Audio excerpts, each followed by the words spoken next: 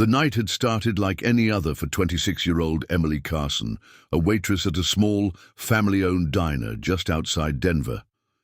It was a quiet Tuesday shift, half-empty booths, a flickering neon sign outside, and the smell of fresh coffee lingering in the air. Emily, known to locals as the kind-hearted girl with a sharp mind and tired eyes, had just dropped off an order of pancakes when the door burst open. A frantic nurse from the nearby clinic stepped inside, breathless and panicked. "Does anyone here have O-negative blood? A man's been in an accident. We're out, and he won't make it without a donor." Silence fell over the diner. One customer lowered his newspaper. Another looked away. Emily stepped forward. "I'm O-negative," she said quietly. "Take me." Within minutes, she was in the back of an ambulance, rolling up her sleeve. She never asked who the patient was. She didn't care. She just hoped he'd survive. She returned to work that same night, her arm bandaged and pale but smiling. Days passed. Then one morning, a sleek black car pulled up outside the diner. Out stepped a sharply dressed man with piercing grey eyes and a confidence that made heads turn. He walked straight up to the counter where Emily was pouring coffee. "You're Emily Carson," he said. She looked confused. "Yes, I'm Nathan Hale," he said. "3 days ago, you saved my life." Emily blinked. Then recognition sparked. His face had been on the news before. Nathan Hale, tech mogul, billionaire, CEO of Hale Dynamics. "I didn't know," she stammered. "I just wanted to help." Nathan smiled. "That's exactly why I'm here." Over the next hour, he told her how her act of kindness had shaken him, how he'd spent his life surrounded by people wanting something from him, and how, when he was at his most vulnerable, a stranger gave without asking. "I want to offer you a new life," he said softly. "I'd like you to manage our new philanthropic foundation. You'd be leading outreach, charity work, everything. You already do in spirit, just on a bigger scale." Emily was stunned. "I serve pancakes. I've never even left Colorado." "Exactly," Nathan said. "The world needs more people like you." That was just the beginning. Months later, Emily stood on stage at a global humanitarian summit in London. She spoke of empathy, of quiet, courage, of how small choices ripple outward in ways we'll never fully see. She ended her speech with a simple truth. Kindness doesn't look for reward, but sometimes it finds you anyway. The room erupted in applause. As cameras flashed and journalists rushed forward, Nathan watched from the wings, smiling like a man who had finally found something money couldn't buy. Emily had given blood, but what she really gave was hope. The weeks after the summit were a whirlwind for Emily. What began as a quiet life filled with tips and tired feet had now transformed into something extraordinary. She found herself in meetings with world leaders, visiting underserved communities, and advocating for health access and emergency aid, causes now dear to her heart. But through it all, she remained grounded. Emily refused to leave behind her roots.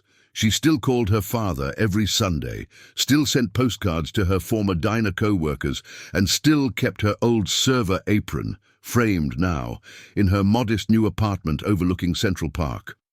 Nathan, true to his word, never once treated her like a charity case. He respected her instincts, deferred to her compassion, and listened, really listened, when she spoke about the people being helped by their foundation. As they worked side by side, something quietly grew between them. It wasn't about wealth or status. It was trust, respect, a rare kind of partnership forged not in boardrooms, but in hospitals and refugee camps, where people's lives hung in the balance. One late evening, after a fundraiser gala in San Francisco, Nathan invited Emily for a walk by the waterfront. The night was calm, the city lights dancing on the waves. "You've changed the way I see everything," he said, breaking the silence. You reminded me that some of the richest people I've ever met didn't have $1 to their name. They had heart. Emily smiled, her eyes soft. And you reminded me that not every powerful man is unreachable. He reached into his coat and pulled out a small velvet box. Emily froze. I know this all started because you gave a stranger blood, Nathan said, voice shaking slightly. But what you really gave me was life, purpose, direction, love. I don't want to imagine this future without you in it. Will you marry me? Tears welled in her eyes. Yes, she whispered, breathless. Yes, Nathan. Cheers erupted from nearby bushes as their foundation staff and closest friends popped out, phones in hand, capturing the moment. That video went viral too. The waitress who gave blood and found love. From that day on, Emily Carson Hale became a global symbol, not just of kindness, but of how one selfless act can rewrite an entire destiny. Their wedding was intimate but unforgettable, set in a lush garden on the outskirts of Napa Valley, surrounded by people who had been touched by their journey. There were no gold-plated invitations or diamond-studded decor. Instead, there were folded letters from children whose medical bills had been paid, hugs from families reunited through their aid, and laughter from old diner friends who still couldn't believe that Emily had gone from pouring coffee to changing lives. Nathan, standing at the altar, watched Emily walk toward him in a simple ivory dress, her eyes glowing with quiet strength.